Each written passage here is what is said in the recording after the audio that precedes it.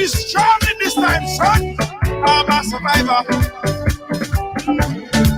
I will survive, I will survive. And I'm a firm believer. We'll forever shine, just to stay alive. That simple means it. Nobody can hold me back. Nobody can change my energy. Nobody can control me sick. I will not allow negativity. Nobody can hold me back. Nobody can change my energy. Nobody can, nobody can. Everybody show me some strength. No weakness, show me a lion. No, put it up, put it up. Strength, no weakness, show them who we are. Put it up, put it up. Strength, no weakness, show me a lion. No, put it up. Everybody strength, no weakness, show them who we are. Not when you're old. Your enemies, they must tremble. Your enemies, they must tremble. Yo, and when you're old, everything has to humble. Everything has to humble.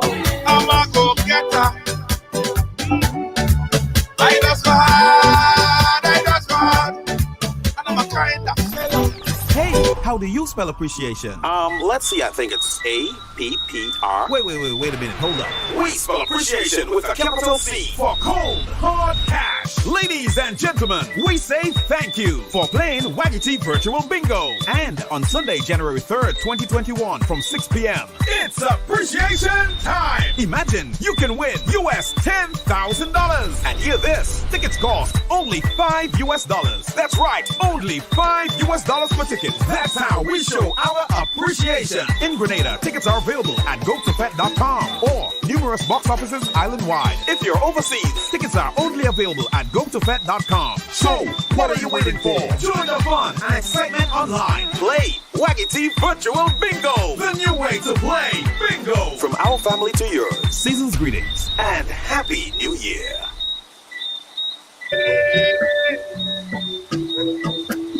Gotta be proud with this time, son. Hey, what's up, riders? Welcome to the ride. Welcome to the ride. Welcome to Wednesday on the ride. Wednesday on the ride. Guys, you realize it's almost the end of the year, right? You realize that 2020 is like almost gone, right? For a lot of people, let me tell you, for a lot of people, 2020 was one of the most trying years. Everybody felt something in 2020. Whether it's a good feeling or it's a bad feeling, mostly bad feeling, a lot of people lost a lot in 2020. Some people gained too.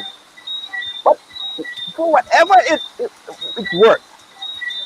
At the start, at the middle, not the middle, like around March of 2020, a lot of us did not even know we would have been here in December to go into 2021.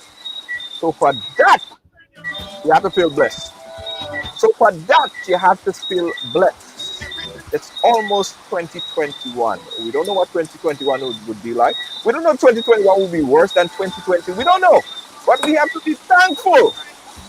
Yeah, man, we have to be thankful. So everybody, I want you to do this for me. Everybody, I want you to just do something. And I know going in 2021, a lot of us had, New Year's resolution. I want you to just tell me, what are you thankful for? Almost at the end of 2020. What are you thankful for? What are you thankful for? Ladies and gentlemen, let me know. How are you doing? Let me see. Lacey J, I see you. Good night to you. Post it up there. What are you thankful for? It's almost the end of the year. Hold on. I'm thankful that I could share right now. Let me just share this program real quick. Invite some more of my friends on here. What are you guys thankful for? Almost the end of the year. Colleen, thankful for life. Yeah. I got you. Thankful for life as well. Hold on. Let me share this program over on my page as well. Hold on, guys. 1 second. Rena, thankful for life. Oh, you got to be thankful for life. You got to be thankful for life first and foremost. Let me tell you, around March, right? Honestly telling you, honest to God truth. Around March, I was going into life like it's just a daily chore. Any minute now, any moment of that time, something really bad could happen. So I went about every day of my life thinking that I would leave and possibly I would make it to the next month. Seriously, when I did the show, I didn't show that. I wasn't here talking about that, but really in the back of my mind, it was depressing. Trust me, it was depressing. Now, I'm in Queens, right? I'm in New York. And at one point in time, we were the epicenter of the coronavirus. We were in the middle of like the most infected areas, right? Going out and shopping was a chore. No one coming to my house. Not even my mother. Very depressing. So I used to treat every day like it's the last day, and I valued every day. So sometimes I come on the program and I'm very happy, because I don't know what tomorrow would be like. Yeah? Happy, call my mom and FaceTime and families and really treasure those moments. I'll tell you guys another thing that I've been doing a lot. I don't know if you guys know this, but I do a lot of funerals, right? I stream a lot of funerals every day. Since March, sometimes I'm streaming Ridealong family, streaming sometimes 2 and 3 funerals per day. In total, probably like 11, 12 funerals per week. A lot of families. I get to see families cry. I get to see families really on the weakest limb, right? I saw a family one time, and I'm saying all of this. This is not the main topic for today. Of course, we have Mr. Jimmy Bristol, who we're going to bring in shortly, but I just wanted to say this. I saw a family, a wife. She stood over the grave of the casket of her husband, right? And she said she would give anything, all that she have, all that she would acquire, everything that she have in her bank, everything, all her house, everything that she have right now, if it means that she could hear her husband breath one more time.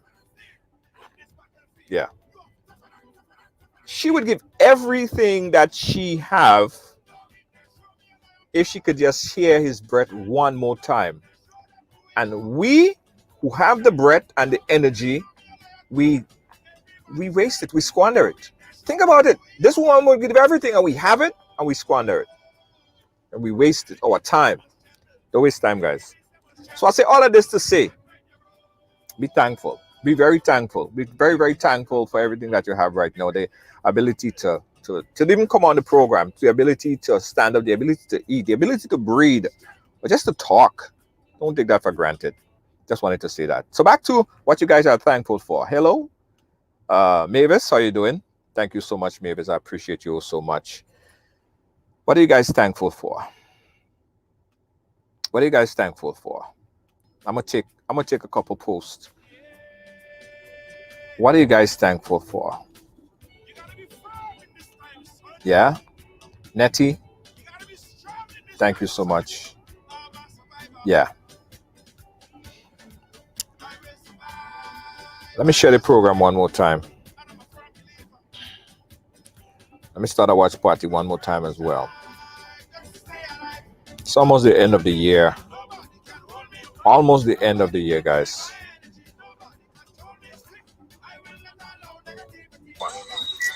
You're very thankful. You're very thankful, Charmaine Celestine. Thank you so much. Thank you so much. Very thankful. Gotta be thankful. I'm thankful to have you guys here on a daily basis, and I gotta say thank you again for all the love, all the shares, all the inspiration. Because sometimes I really don't feel like doing a program, but when I think about the people in London, the people in the US, people in Canada, who would message me and say, "Why are you not on yet?" Or just sitting there waiting and expecting a program to come on. I think you guys expect that, and I'm thankful for that. That has been a part of my day for the past 4 years, every day at 6 p.m. And I'm thankful for you guys for being there for me. It's an emotional roller coaster sometimes. Sometimes for the year, we fight a good fight. Had a lot of ups and downs and controversial issues that that came our way. We didn't put ourselves there, but you stuck with us through the hard times, and we thank you so much. I appreciate you guys so much. Patrice, thank you so much. I'm waiting for my New Year's ham. All right, guys. So today is an important day. Today's program is very important. Very, very important because we have a lot to talk about. Yesterday, we started a conversation. We initiated a conversation with Claudette Joseph, who is PRO for the NDC, as it relates to the buyback of or the repurchase of shares by the Grenada government, right? That came right on the heels of the government releasing their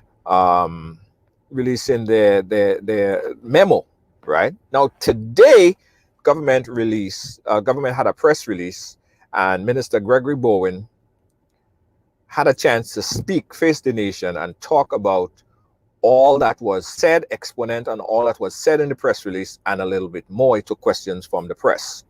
Today we have a great man. This man is he is non-political. I like him because he speaks his mind. It's a very open book.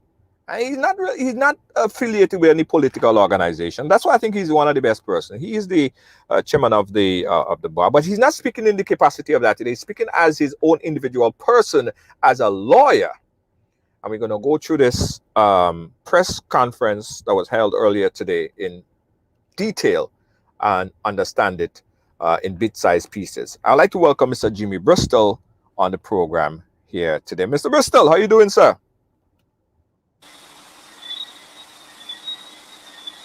Are you able to hear me? Evening. Are you able to hear me? I'm not hearing you, Junior. Okay, all right. Go out and come back in. It's breaking up. All right. So go out and come back in and see if that fixes that problem. I will do. Okay. All right. Yeah. So Mr. Jimmy Bristol is going to go out and come back in, and we're going to talk a whole in details. For those of you who missed the press conference that was held earlier today, we are going to play it back in its entirety and in bite-sized pieces and give you guys an opportunity. Mr. Bristol is going to be talking about it. Are you hearing me better, Mr. Bristol? Same? Evening, everybody. I'm back in, but I'm not hearing you, Junior. Oh, you're not hearing me at all. Okay, all right. That's better. Yeah, got you. Oh, that's better. Okay, all right. Okay, good. That you hear me a little bit better. I was saying, Mr. Bristol, welcome to the ride. Welcome to Ridealong. Thank you. Thanks for inviting me. It's first time. Yeah, first time. But I've been following you a lot. I've been following you and all the work that you've been doing. And I like the fact that you're not political. You're not politically inclined at all. So that's one of the best things that I think that you'll be able to contribute to the program here today. So tell us a little bit about yourself. I lost you there, Junior. Oh, you lost me again. The audio is not too clear. The audio is not coming too clear. It's racing along, the sound. Okay. All right. Stand by. Let me see if I can fix that. Stay on. I'll be right back.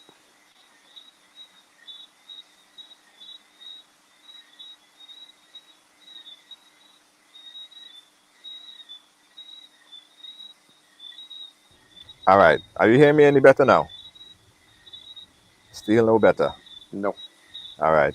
Okay. You try to go out and come back in again, guys, because we really need to have this conversation. Try going back out and come back in and see if that fixes the problem. Try going back out and come back in and see if that fixes the problem. All right. So, guys, whatever it costs, we are going to have this conversation here today. We are going to have this conversation here today with Mr. Jimmy Bristol. Let me fix that audio problem. Hey, good evening, Gail. How you doing? I see you, Gail. Veronica, how you doing? Veronica Richards, good evening to you. Carla Clement, how you doing? Lois JJ, how you doing? Welcome, Lois JJ. Yeah, we're waiting to have that Mr. Jimmy Bristol come back on so we could fix the audio problem that seems to be plaguing us today. All right, let's see if I can hear you now. Okay. But is that better? Back. Yeah, now, yes. Okay, all right. That's it. Okay. Perfect. Thank you. All right, great, great, great. So, Mr. Bristol, I was saying welcome to the ride, and thanks for coming on and sharing your Thank you. expertise on this very topic. Yeah, just explain it a little bit and tell the people a little bit about Mr. Jimmy Bristol. You want me to talk about myself? Well, hey, hey. I just a, I just a flawed, very flawed human being trying to to to to help others on my journey through this uh, temporary existence. That's all I try to do, and hopefully I can make a difference. I'm not perfect. I'm the first to admit that, but I try my best, and I love helping, which is why I'm on the program. Yeah, and also you didn't mention that you are a former aircraft engineer and serve as the chairman of the Air Transport Licensing Board Well, I had another in Grenada. life. You know, Yeah, I've been, I set off from Grenada at 16 years old. I've looked after and worked for myself since I was 16. Came back here uh, in well, 89, 90. And as a lawyer, I changed profession. And, but I put all my life experiences into my present endeavor. But my whole reason for existing is really to help others and to try and make. I really that's my burning desire is really to help others. So right, right. that's what I love doing more than That's anything good. else. Good, good, good, good, good. And you're strategically placed to help us understand what's happening here. I know you're on the ground in Grenada, so Mm. you are you are aware of what has been happening, the negotiation, and then the judgment against the government, the WRB situation. What's your take? Give us your full take on what transpired and how it transpired uh, as it results, and brought us to where we are right now in the WRB government scenario. Well, it, it all started, in my view, and this is my opinion, when the Nicholas Brathwaite administration had no choice, in my view, to have the government shares in Grenlec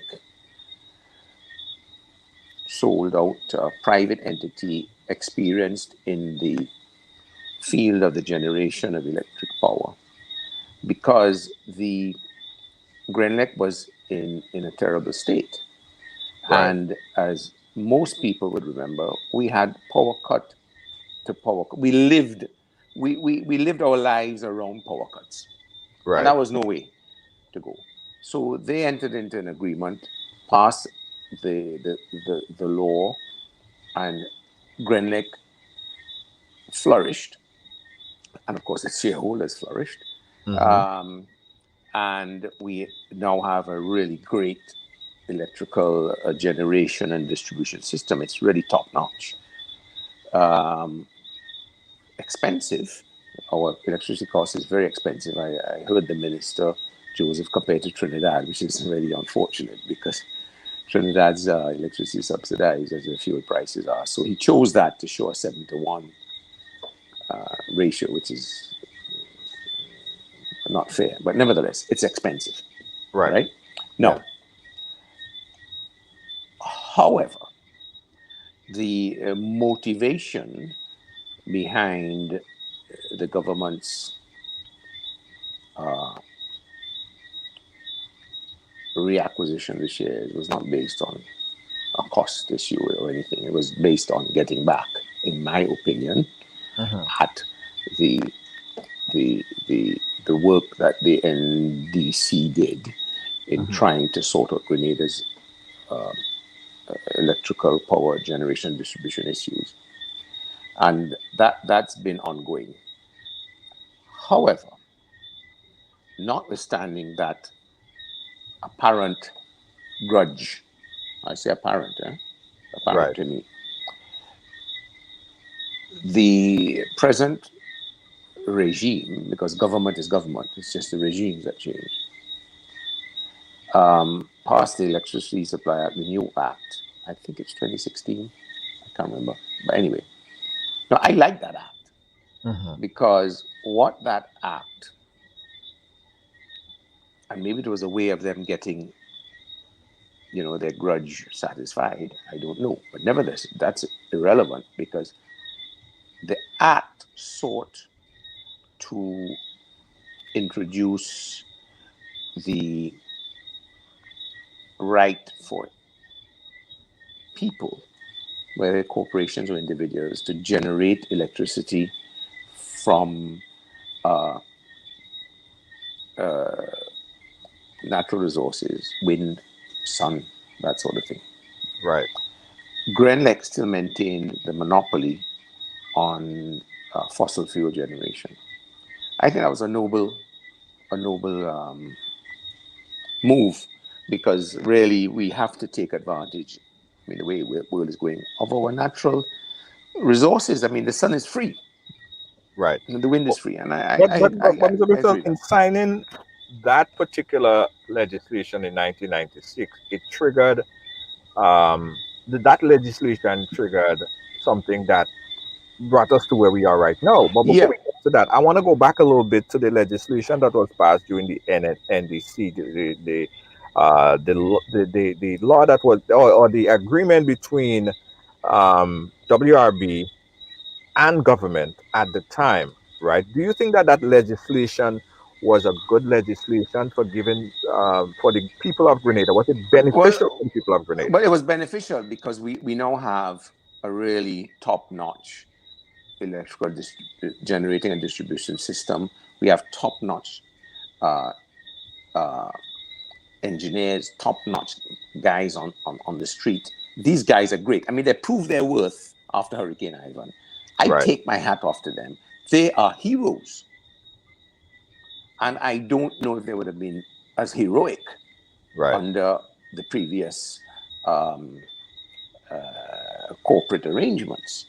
right. Notwithstanding, that's a bit of speculation. But we have great people who have benefited, whose families have benefited, the direct employees, and then we have the Grenadians who have benefited, me, you, everyone, from having a stable power supply, right? Did it start to create a monopoly? It Uh, was a monopoly. it was a monopoly It was situation, always a monopoly. right? And that was set to expire in 75 years. I don't recall the details, but it's a monopoly. And monopolies aren't good. But and I don't know, but what I would think and like to believe is that at the time,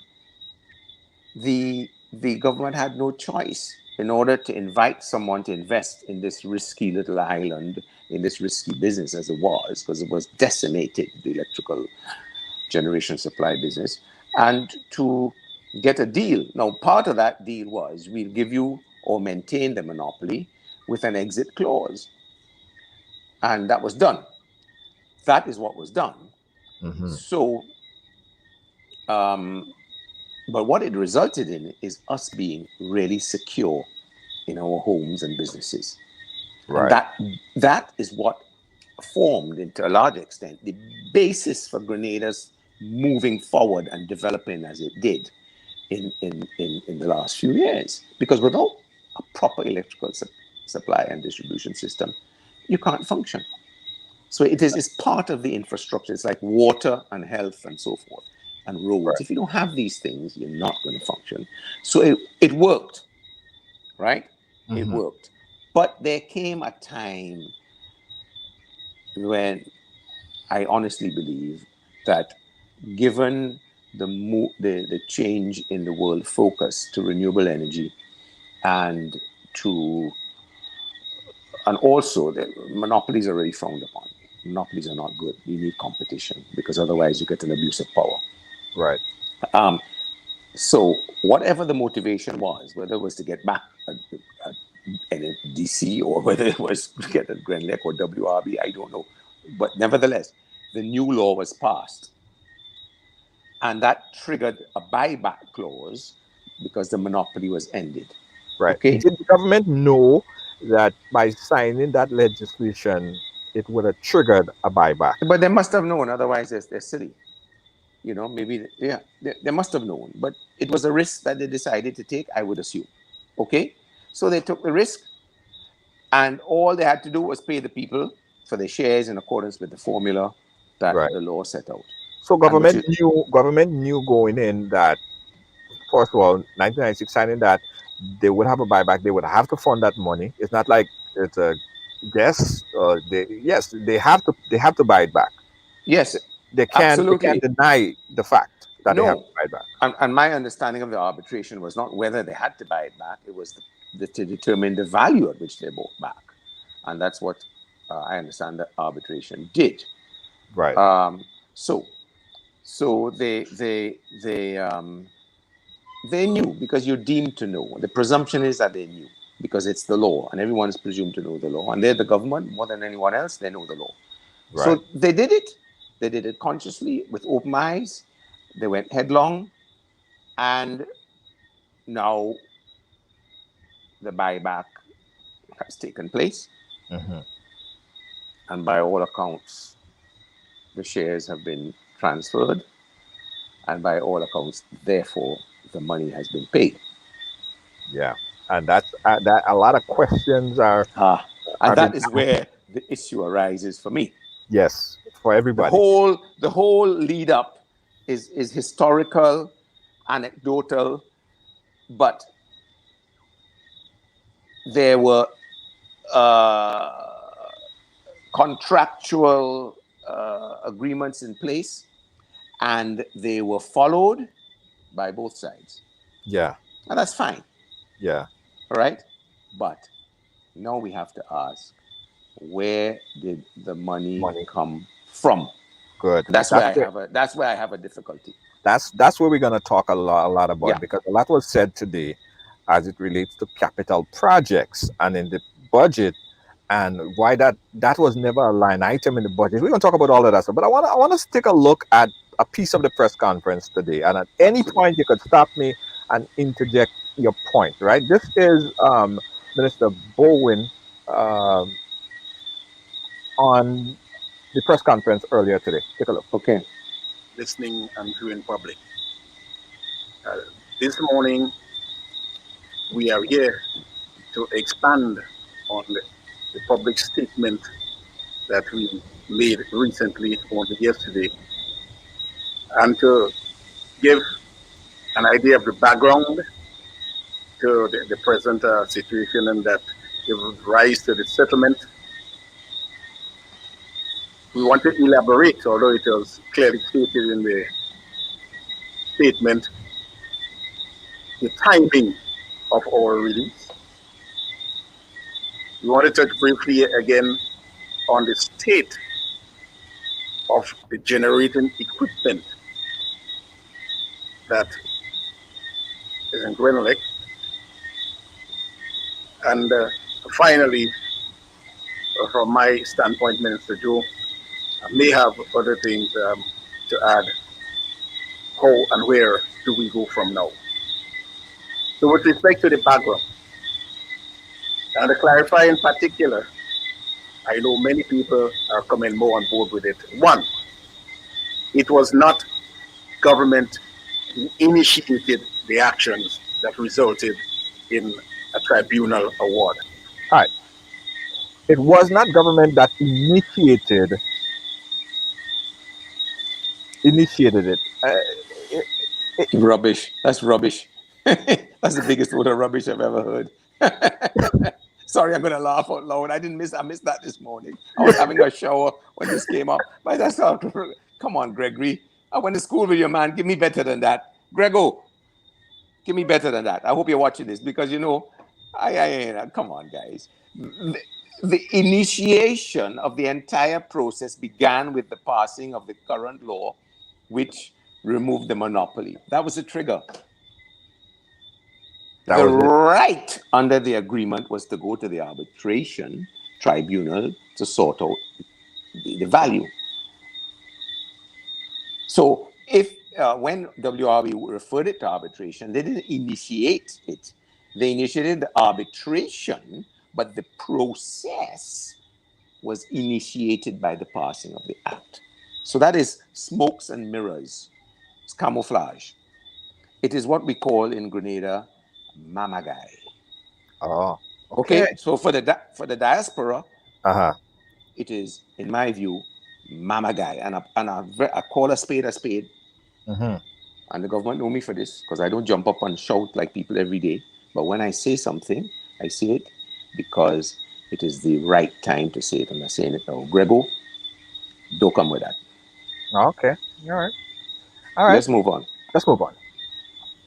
And two, the reason why we are here is because of an agreement signed in 1994 by the then NDC administration, which at the point at the sale of Grenlec, the certain shares, majority shares in Grenlec, the conditions of a monopoly in the electricity sector, and the two, the conditions by which the repurchase event is to be settled in such a case.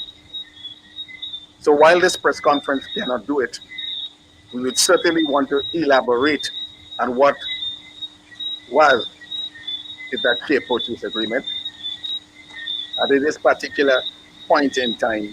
I see you shaking your head.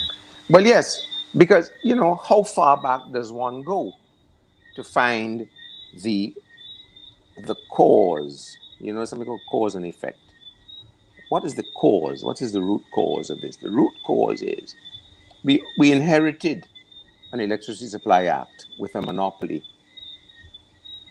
And the then administration, pre-WRB coming in, exploited the electricity arrangements, Right. and commercial arrangements and commercial norms and laws and rules and regulations, which resulted in us having the worst electricity generation and distribution system probably in the Caribbean. It was a disaster.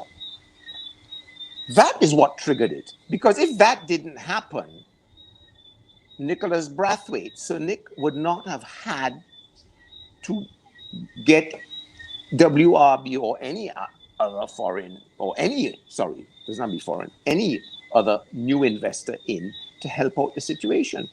Right. So the trigger was the mismanagement and misuse of Grenlec as an entity before this happened. That's where you have to go back to. Not go back to and say blame it on the NDC because all your political enemies. Come on, give me a better. Grego, come better than that. Number two. All right. Let's keep going.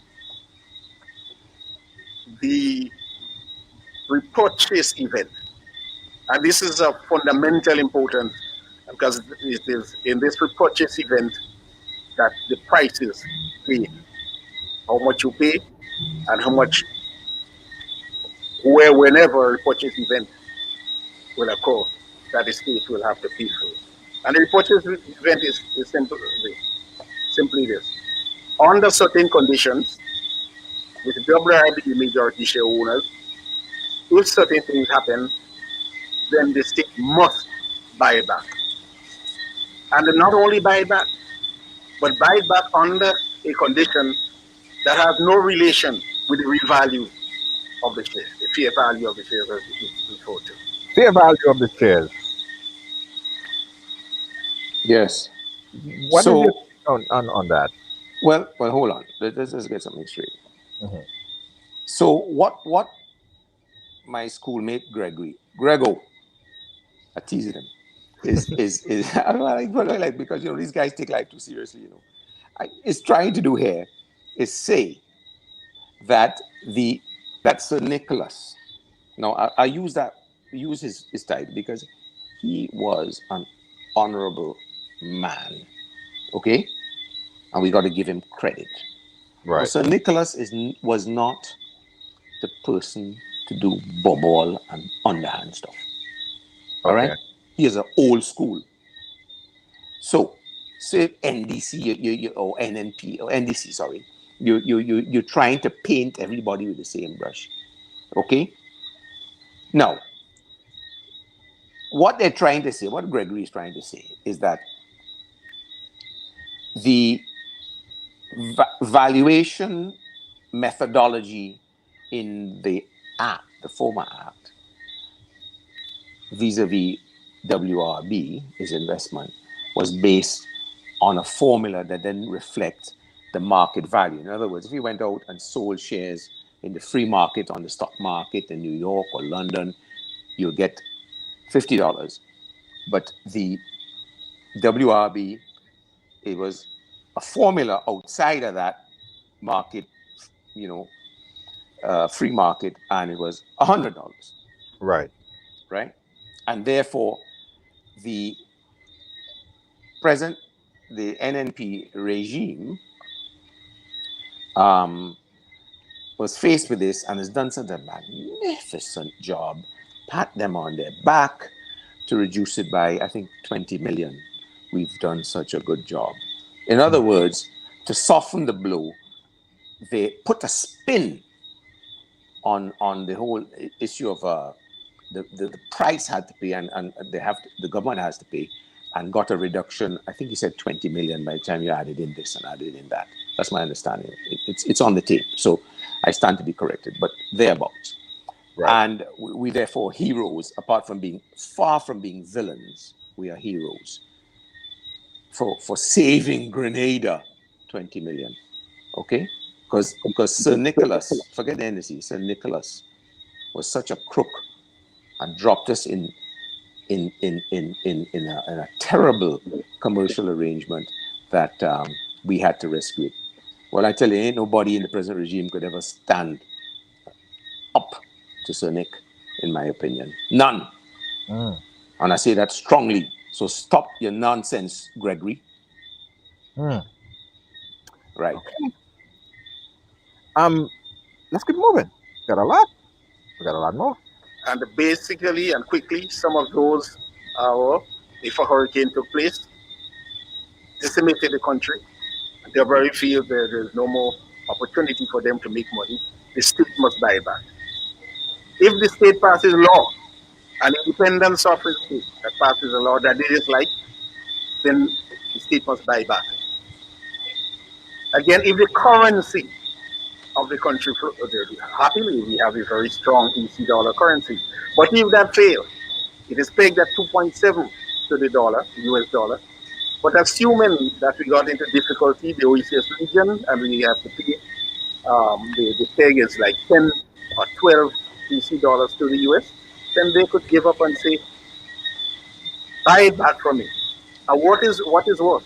Buy it back in US dollars. Wasn't that a known fact in signing that law in '96 that all of these triggers, all of these things would come? Well, it has to be because the government signed it. Okay. Now, what my friend Gregory is missing is this.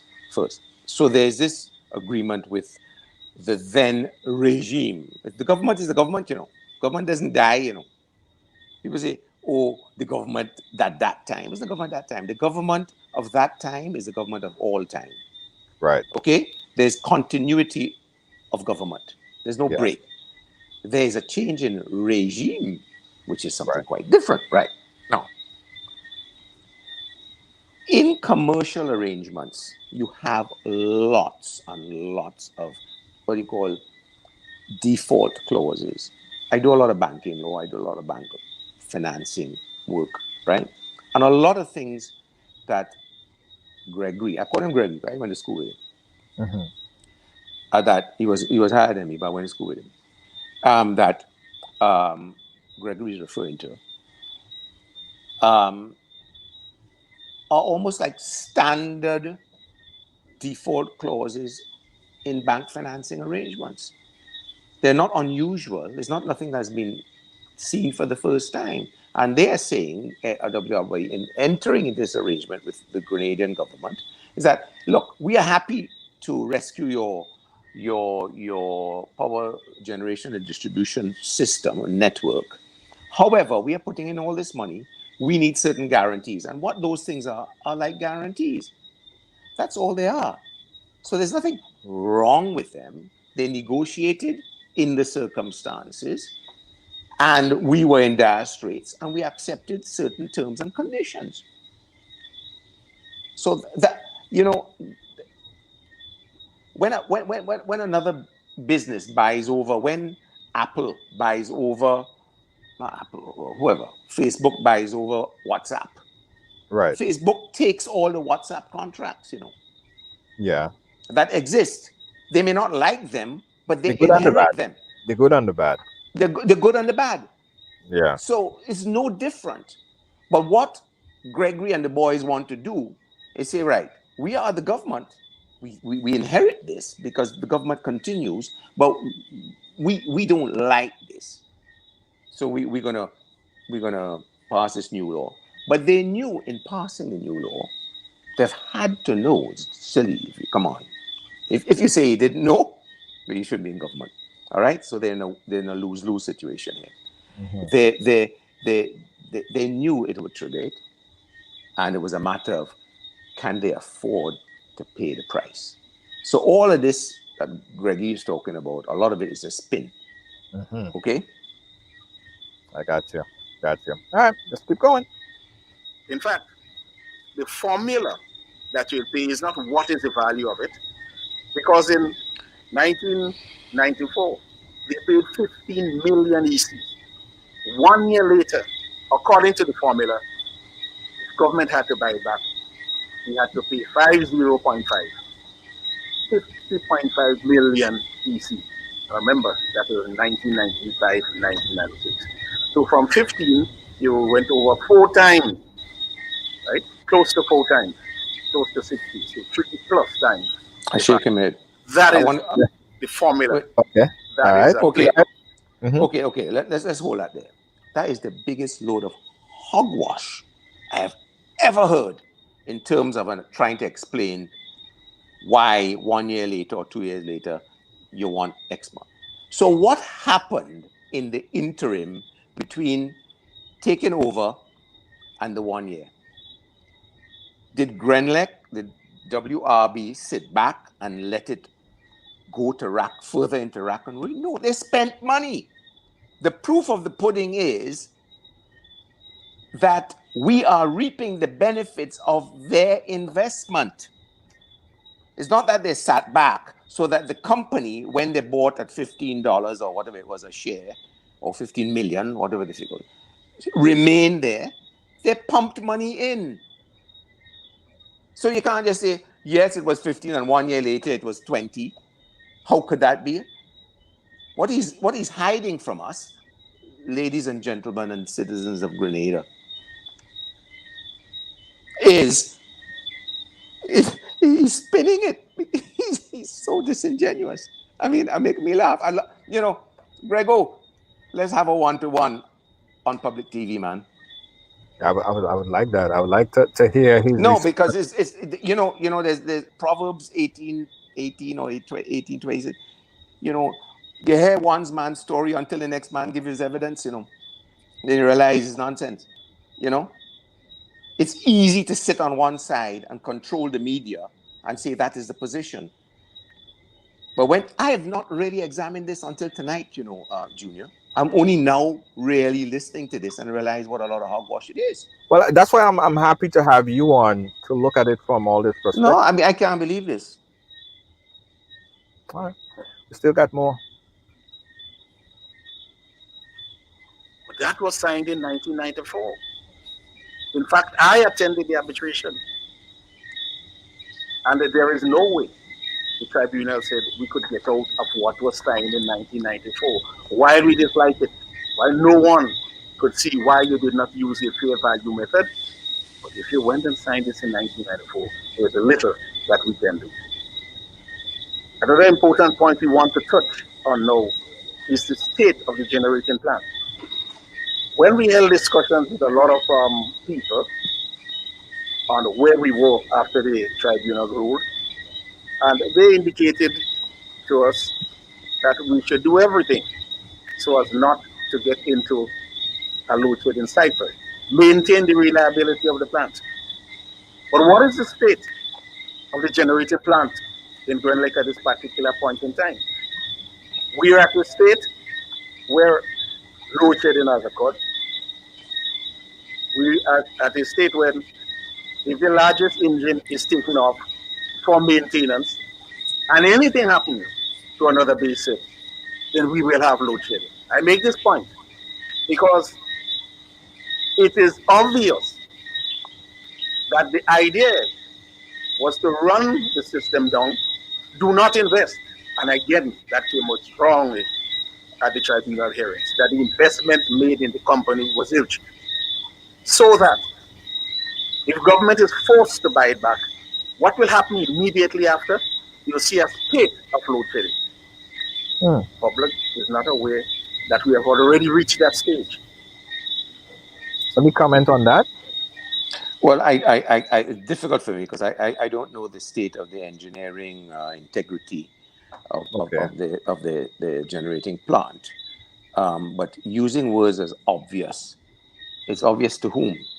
Obvious to people like Gregory who are looking for obvious answers to justify their actions. What does obvious mean? Is it obvious to the man on the street? No, it isn't. So he should explain what is meant by obvious. Okay. All right? We shouldn't accept his statement at face value. We should question it and say, all right, when you say obvious, what do you mean it's obvious? Right. What did the tribunal actually say? I don't know what the tribunal said. I haven't read it about running down the plant and running it down. Let us deal with facts and not speculation. Okay? So that was what I would say there. So I would say, let us be guarded and be careful of accepting things which are posited as feelings, strong feelings, opinions, but not based on fact. At least not based on facts which have been revealed to us, the people. Gotcha. Let's keep it moving. That's why we're looking now at a very competent management company. So besides getting us into the 21st century with respect to renewables and meeting all our commitments, we must manage ourselves out of this particular situation. I'm not casting aspersion of anybody in Grenlec. I just want the public to know. Why was it planned? Because just as it took us to the arbitration, every year Grenlec pays dividend. But at that particular point, they paid a special dividend of $57 million. They had to borrow $48 million, 32 of which went into paying the special dividend, and they used 25 million free money. They are making this point. Free money means in their coffers. I'm making this point to say that 57 million of extraordinary dividend should have been plowed back into the company so that we have generating sets now. Yeah. Okay. No, my friend Gregory didn't study company law. Okay, so let me stop him right there. Mm-hmm. If, as a shareholder of the company, now dividends are declared by the board of directors. Dividends are not made up by WRB or ABC or DEF. All right? Dividends under the Grenada Companies Law, which is based on Canada and Australia, and which is the same law throughout the most of the Caribbean islands, is very straightforward. Dividends are declared by the board of directors. They sat on the board of directors. Why are we only now hearing an objection to the declaration of that particular dividend? Why didn't it arise before? And if they thought, the government, Gregory and the boys, that the dividend was as a result of an abuse of power by the majority shareholder WRB, there is recourse in the law of Grenada to challenge the declaration of that dividend. Why was that not done? Why are you waiting now, after the dust has settled, to try and sully the name of people and the reputation of people when you sat back and did nothing at the time. Maybe you were happy, Grego, to receive your dividend. You understand? Why did you say anything? The time to object was at the meeting. And if you thought, and another thing about dividends is this: dividends can only be declared if the company, after paying all this 50 something million, or how many million he says, out, can still operate in a solvent manner that they can still pay their debts. You can't just make a dividend out of the blue, You have to follow the law. So if they thought that the company, that a WRB was forcing its hand, using its majority shareholding to to declare a dividend and therefore reap a lot of money for itself, which is an illegal act, why didn't they do so? They said nothing. They waited how long later? So, Grego, you had no point there. Okay. Keep it rolling. Such that if the largest engine is taken out for maintenance and something happens to the next largest engine, you still have sufficient engine to maintain the status quo with respect to reliability. We do not have this.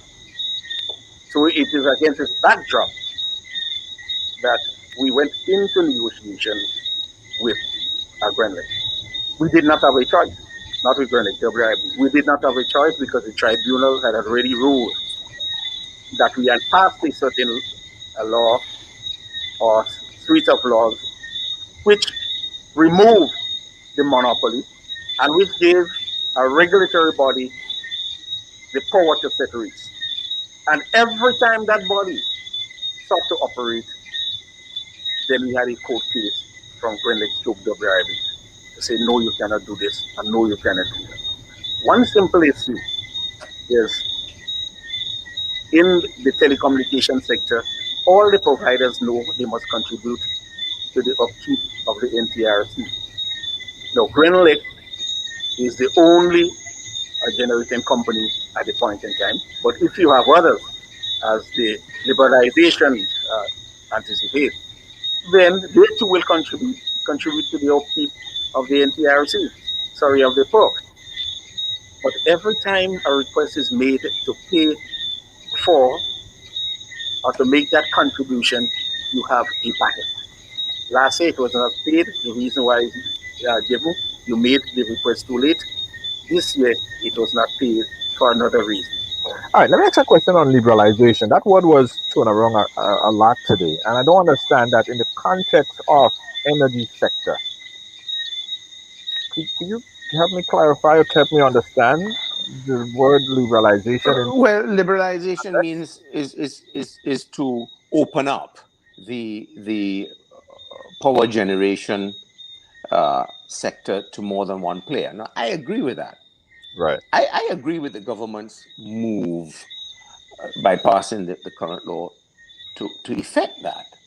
Right. I think the motives may have been different, but that's another matter. But I agree with that principle because I think, having experienced the difficulty in dealing with Grenlec under WRB majority shareholding and some of the policies that they expounded, they were, to me, in my experience, anti-individual generating alternative energy, solar or wind. That's my experience. Okay? And I think that is WRB's major failing, is the failure to embrace the need to move to alternative energy sources and to recognize that this may, it's not going to happen, may result in a loss or reduction in profit. But that is the way we have to go. And it's not WRB's profit. Don't forget, WRB is only a shareholder. You have a company with different shareholders, and your views as a majority are not the only views to be considered. Right. So I think WRB really dropped the ball when it came to opposing the implementation of the rights of individuals other than themselves to generate electricity from alternative energy sources. They still, under the current act, maintain the sole right to do generation from fossil fuels, diesel. And they played hardball, and I don't agree with WRB there at all. I draw a line, and I support the government 100% on that move. Honestly, I think it's the right move, but I don't think the motivation that we've been given is really the true motivation. That's just my opinion, but that's another matter. But the fact is, they did it, and I think it's a good thing. Right. Yeah, Wolfgang Rockefeller is asking, why is it okay for a foreign company, WRB, or company WRB, to own the majority Grenada national asset and not Grenada itself? Well, business is business. Commerce is commerce. Um, Mercedes-Benz cars has Chinese ownership. They got different ownership. They got different shareholders. That's the way of the world, and it's not about nationalism. It's about business. Right. So once Grenlec moved out from being a government entity into the world of commerce, which is how these things should be run, then you're trading. I think Grenlec is maybe a publicly listed company, so the shares are traded on the Eastern Caribbean Stock Exchange. I stand to be corrected, but I think that's the case, and anyone can buy shares. So that's not it's not so much about a national asset. It's an asset. It's an asset. Yeah. But it's an asset that ought to be utilized for the benefit not only of its shareholders, but the benefit of the country, because it's so important, because it's the sole power generating and distribution company. I guess the question kind of should have been sort of like, why was that clause in there to enable WRB to purchase 50% plus an additional 11% on the side? I don't know. I mean, I don't know. That was a commercial arrangement at the time that probably clinched the deal. I really don't know. But that's what's clinched the deal, and that's the deal, right? Right. It's very difficult now to look back. Was it 1994, 26 years, and to see what was the motivation behind it. So Nicholas is no longer with us, sadly. We don't know. But I wouldn't have attributed any ill will or underhand dealing on his part, knowing the Right. gentleman as I did briefly. And I think with him, the presumption is that he was trying his best for Grenada, given the dire situation in which we found ourselves, which is a situation which was generated, pardon the pun, by my friend Gregory. Yeah, and All right? And Gregory can't get away from that. Yeah. We went into detail yesterday about the World Report. But let's go ahead, because there's an important part of this I really want to get to. And it will kind of ask the same question that you asked earlier, as it relates to the money. Where did the money come from? Because we know, based on how I don't know if it's the law or the arbitration, that government is the only entity that could have bought back that stock, not an individual, not another person. And where did that money come from? And how did that money not get represented, or how did that money get represented on the on the budget? How come it was not a line item? Instead, it was a capital expense. But we'll talk about that. Let's keep going. Let's keep going. So we cannot continue to operate in this particular system. Again, it was not the government moving to take it over. It's because they forced us in arbitration. And we articulated quite clearly in the press release the result of the arbitration, and I want to thank my colleague and Minister, Foreign Affairs Minister now for the total support given. They forced them into arbitration. No, that's Gregory, man. Stop your nonsense, man. These people are threatening. This is ridiculous. They use these words, and people believe them because he's sitting there in his jacket, with a Grenada flag behind him as the Minister of Finance and the number 2 Hefe in the government, speaking with authority. And I think when one is in a position like that, one has to be responsible. And I think Gregory's being very irresponsible. Okay? Frankly speaking, and this is getting more ridiculous as this clip goes on. No one forced anyone into arbitration. There is an agreement to go to arbitration, which can be triggered by either party. And that is what happened. Okay? So the word forced, that word forced, indicates someone almost holding a gun to your head and saying, it's this or else. Right. Yeah? And these words are used sometimes loosely, but sometimes deliberately to try and mislead and garner support for your very frail and weak position. And I think that is what is happening right now. So, Grego, don't use that word. Let's keep moving. Because we were on that government negotiating team, both of us, when we reduced from 75 million, what government should have paid with interest, to 63 million.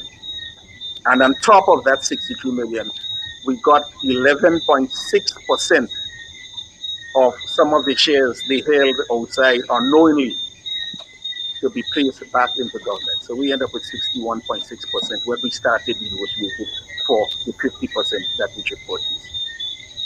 So all in all, we have approximately 20 million saving or reduction from the award case. Why we say 20? Is it a saving? He used that word, and I had to. It's not a saving. You. It's not a saving because these guys spin things. It's not a saving, right? It's as though I've got an extra bunch of money. You've triggered the remedial provisions or the dispute resolution provisions or whatever they may be called in an agreement, right? Right. Knowing that you will have to pay for it. So the arbitration tribunal says that you've got to pay me X, and government said, oh God, they worked something out and they got it down to Y. It's not a reduction because you still have to pay for it. Yeah? So in real terms, it's not a reduction. In real terms, you still have to dig into your pocket, into my pocket and all the other taxpayers' pockets in Grenada to pay for it. And we taxpayers, long after this government has gone on its way and its protagonists and players, those left behind will have to pay the price. Yeah. A lot more was said there, but I want to get to the question that you asked earlier. And at this point, we're going to open up the phone lines. If anyone have questions, you can call this number on the screen, 718-701-5720. Because I think Kel and Bob asked that question in that same press conference as it relates to where did the money come from. Now, in order to spend X amount of money, the government have to go to Parliament. You have to be authorized. It have to be in order to spend any money from the consolidated fund, government Right. has to go to Parliament. Right. Right? So the budget's done. So one, did Parliament authorize it? The answer is no, because Parliament's in recess. And two, where did the money come from? And from whom? And on what terms? And what was the deal? Because why would someone give Grenada $60-odd million US just like that? Because Grenada had no money. And it's a major risk. So what was the quid pro quo? In other words, what was given in exchange for that large sum of money. Greggy, Now what's the deal? they said in the budget there was a line item for capital projects. In other words, it was hidden. It was hidden inside of the budget, and the budget was approved. So if that is the case, it's kind of like hoodwink, kind of like woof woof. You don't Wait, see wait, it, wait, wait, or you see it. wait. Let's hold on. Let's hold on. Two things here. First, when was the budget? The budget was, I think, wasn't the budget like about 2 weeks ago? Right. And when was this agreement reached? Not in the last few days? Yeah, but I'm sure Wait, that they wait, knew wait. it was coming. But Like, wait. The final figure, the 20 million saving figure and thing that pay and thing true, and thing. Right? true. So that came after the budget. That's one point. So it came after the budget. So they didn't know.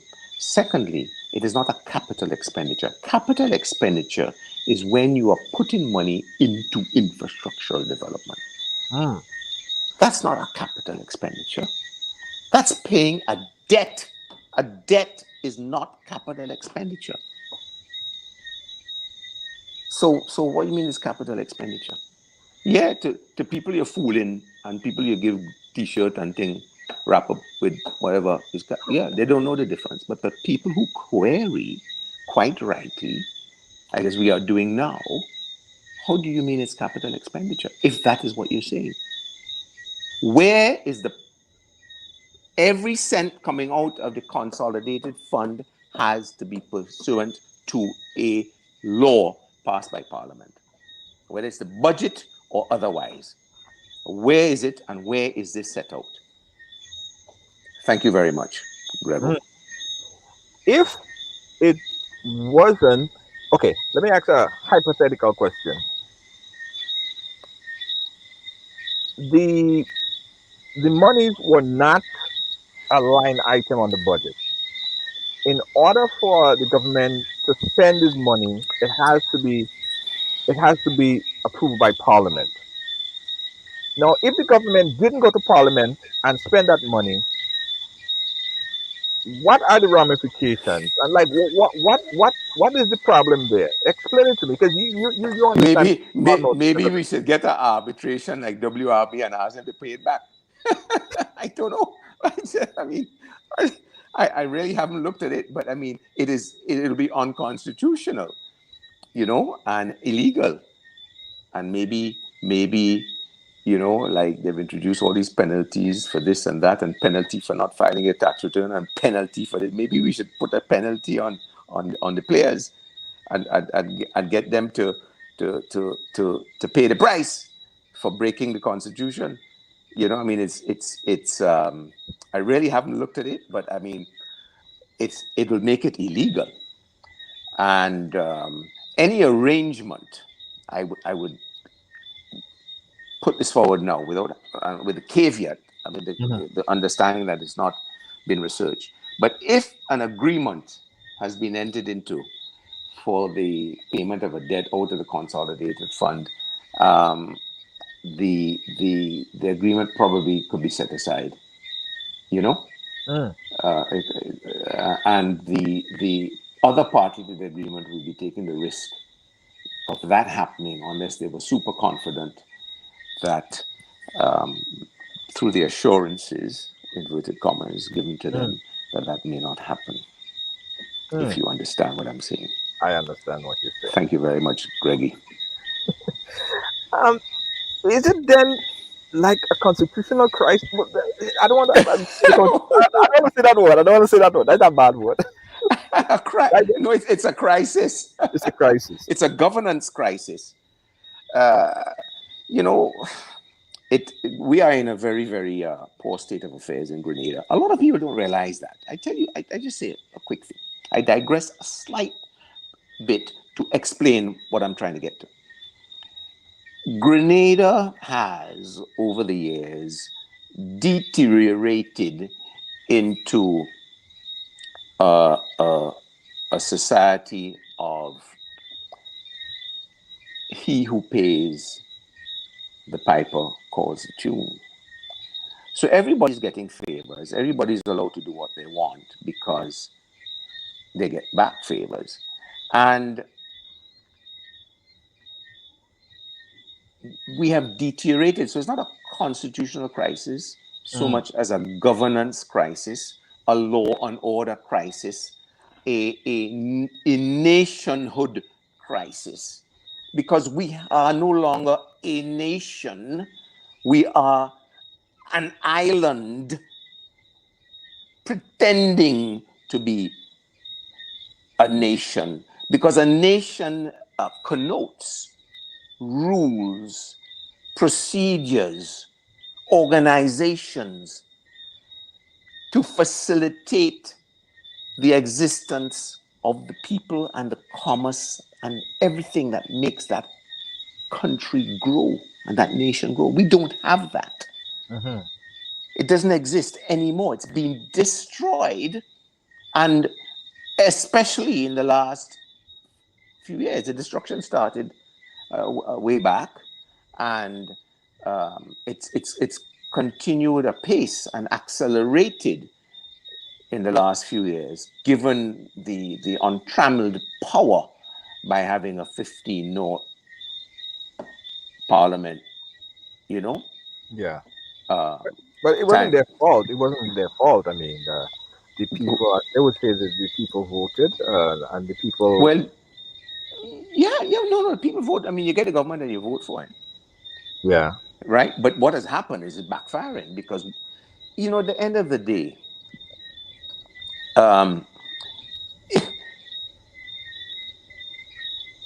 what good is it to just feather your own nest and everything around you is falling apart? You know the saying, no man is an island? We are all interconnected. So what is good for you today may be bad for you tomorrow, and vice versa. We have to work in unity and unison and in harmony with each other, which means being honest, having integrity, and aiming for a common goal. And this whole Grenlec thing, debacle, has only come about because there was never an interest in looking after the greater good. It was self-interest that sparked Sir Nicholas to privatize to the extent that he did. And it was self-interest that caused Gregory and the boys to do what they did. I don't think it was because of any alternative energy. I really don't think so. I think that was as good as a thing that is. I think the motivation was lay elsewhere. But don't go and talk about saving 20 million and they forced you into arbitration and all that nonsense and try to spin it and make you look like you're a hero. You're not a hero, right? You have put us where we are. Now, the good thing is,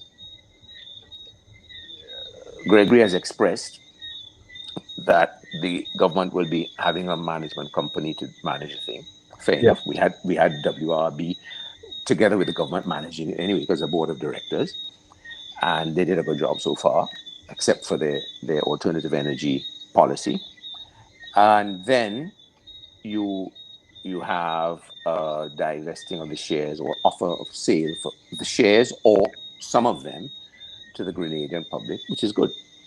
So that's a good thing, and that's reassuring that the government does not want to, at this stage, control and run Grenlec, because if that happens, we're finished. So I really hope that they live up to that promise. Do you think that the people of Grenada, not government, but the people of Grenada would see a profit, a return on their investment, ROE? Well, I don't know.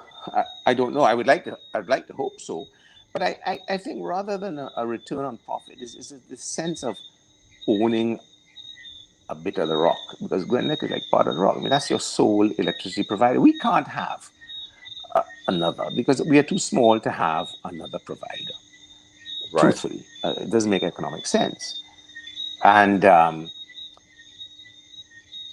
but I believe that given the opportunity, many Grenadians would purchase a share or two. I'll purchase. You know, and it gives me a right to attend meetings and to question And I would encourage people to do so, because the more people who are owners, the greater say you have, because everybody has a vote, and everybody has to be accounted to for the way the company is being run. So it's a good Right. thing, and that will therefore secure your investment, which is not your prime objective, but secure the provision of an essential service to the country. And this has to be the ultimate goal. And if a dividend is declared at some point and you get a 10 cents or $50 whatever, great. But what you've done is you've done a duty and a service to your country by participating and ensuring that we all have a well-run electricity generation company. Right. Yeah. Yeah. And I know you're not a economist. No, I'm Well, I far know you from it. work I in don't. I bank, don't need more money. but I know you work in banking. So I'm gonna Well, ask you banking law. Yeah, that's it. banking law, right? So Yeah. so if we were to see a return on investment on the current construct, right, as with $63 million US dollars or so, that's about 200 something million EC dollars. How long would it take before we start seeing any kind of profit from Grenlec or any kind of profit back to the government or back to the people? Well, but hold on. You have to understand a company. A company is separate from its shareholders. So if government buys shares from WRB as it has, that doesn't mean that that 60 million comes out of the company. That 60 million comes out of the government. It's Right. nothing to Yes. do with the company. That's government purchase. Nothing to do with the company. True. Absolutely nothing. So the company still operates. They're still there with their current balance sheet. They own so much property. They have so many dollars per year coming in income. They have so many dollars at expenditure. That is almost set. But the sale purchase doesn't affect that. What the sale purchase would affect is the who controls the management, Right. and therefore determines the way forward for the company. Right. Yeah. So in the meantime, people in Grenada, Carriacou, and Petit Martinique shouldn't expect to immediately see a change in management or system supplies and in the immediate future. Correct. Well, I wouldn't expect an overnight change, because it would be foolish, because there are programs and things in place that have to be carried through. The maintenance programs, probably plant and equipment acquisition programs, training programs, employment programs. There are all sorts of things in place that have been set and been worked through. What I expect to happen at some point is a shift in the way Grenlec deals with people who are generating electricity from alternative energy sources, and one, for their own use, and selling back the excess to them. That is something that needs to be addressed seriously, and it has to be done, because we've got free power out there in the sun, we've got free power in the wind, and we are not utilizing it enough. And we got to cut our carbon emissions, and we've got to cut the import bill of diesel fuel, right? And it's free, so why not do it? Yeah. Yeah. And if individuals, subject to all the electrical engineering things, considerations about feeding back and so forth, the thing is, imagine lots of homes and hotels and things around are feeding back in a safe way. They mean that Grenlec will have to invest less in all of this heavy equipment that my friend Grego talked about breaking down and not being replaced and generated. The maintenance, all of that thing, all those expenses will go out the window. Right. Yeah. Right. So So it's a win-win, and i I would urge the government to continue on that path. in a way, the monopoly breaking the what they term as a monopoly, a good thing, because it basically open up a competition, and competition is good because it lower the prices. That is good. I don't have no argument with that.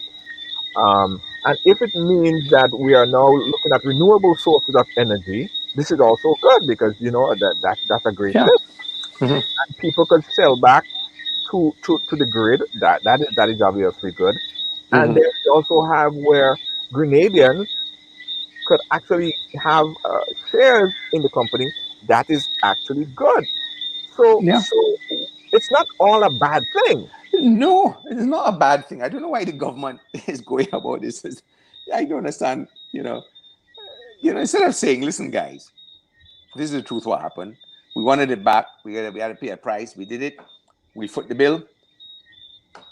I think they're trying to put that spin on it now, actually, based on what came later in the interview or Right. in the press release. And let's get on with it. And we will ensure that you have a say, blah blah blah. Give people the confidence.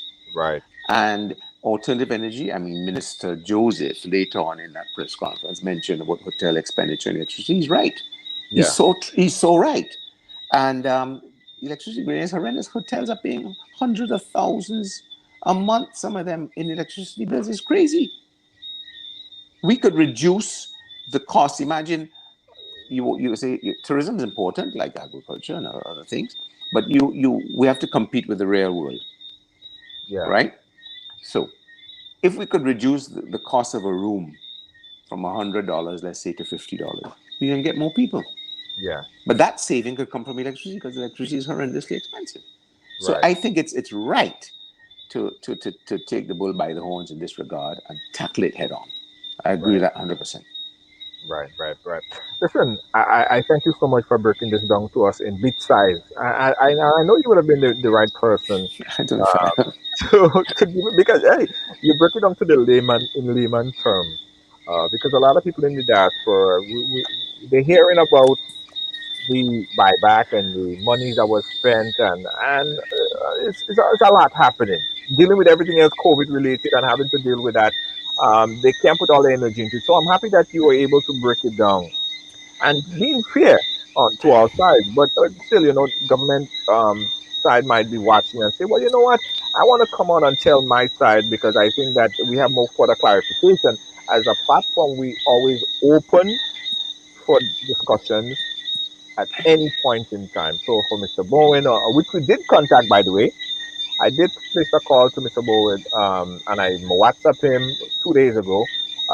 He's yet to respond, and probably he's busy. He's a lot of things happening. Uh, That thing, he is busy, and I understand that. But if he do decide to come on to chat with us, I want to hear his side of the story as well, because as we see here and Ride Along, everyone have a story to tell, and yeah. And that's and the right approach. yes, I absolutely. agree with that approach. But I say thank you so much, Mr. Bristol. You've been very fair in terms of letting us understand this here, and I appreciate your time, sir. New Year's, what's your New Year's resolution, sir? Well, I don't make resolutions. Okay, Um, what I would like to see is a greater care and concern for each other and for our planet, and a reduction in the selfishness that has pervaded our society through the grasp and reach for materiality and the loss of care for fellow man and welfare for each other, the loss of empathy, the loss of love, the loss of compassion. You know, it says in the Bible, um, uh, you should always entertain strangers because you may be entertaining angels. Let's treat each other. That means you never know. And that is what I hope for. That is what I truly hope, is what I've always hoped for Grenada. That we get on together instead of this cut down, pull down, tear down nonsense that is perpetuated by politicians primarily. Let us get on with it. We are in a small rock. We are on a small rock, and if we pull together, in tug of war. In tug of war, you don't pull against the man on the side of the rope with you. You pull together. And if we pull against each other, we're going to lose a tug of war. Understand simple breakdown of the principles of life. Let's pull together. Unity is strength.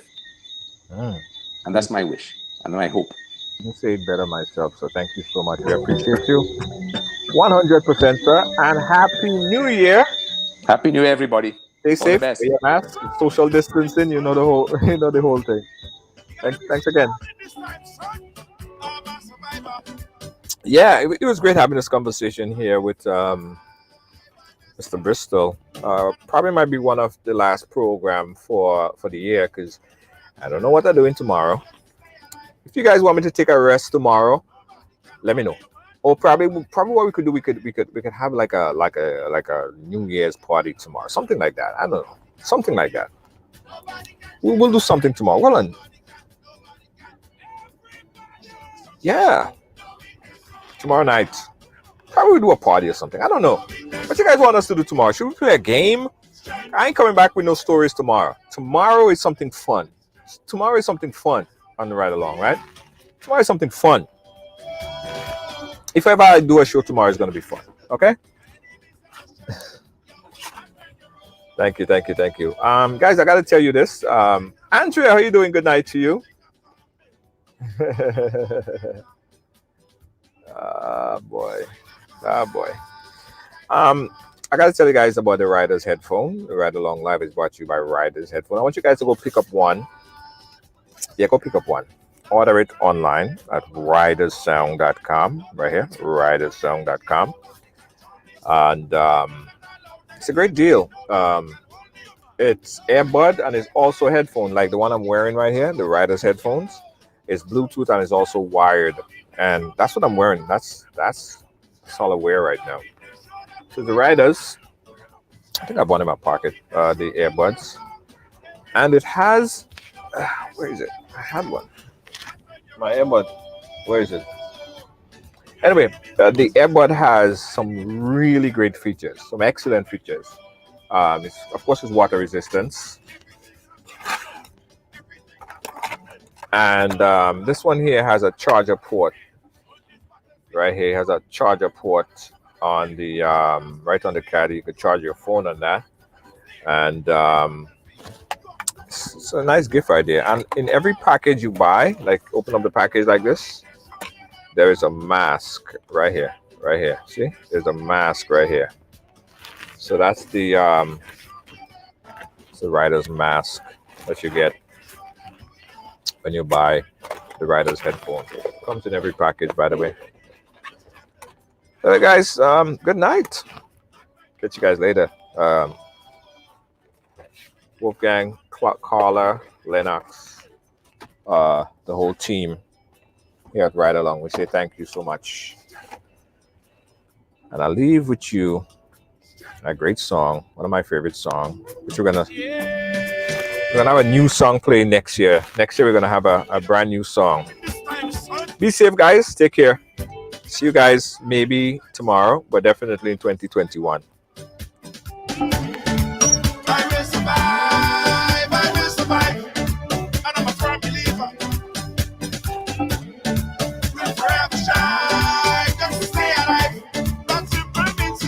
Wear your mask, social distancing.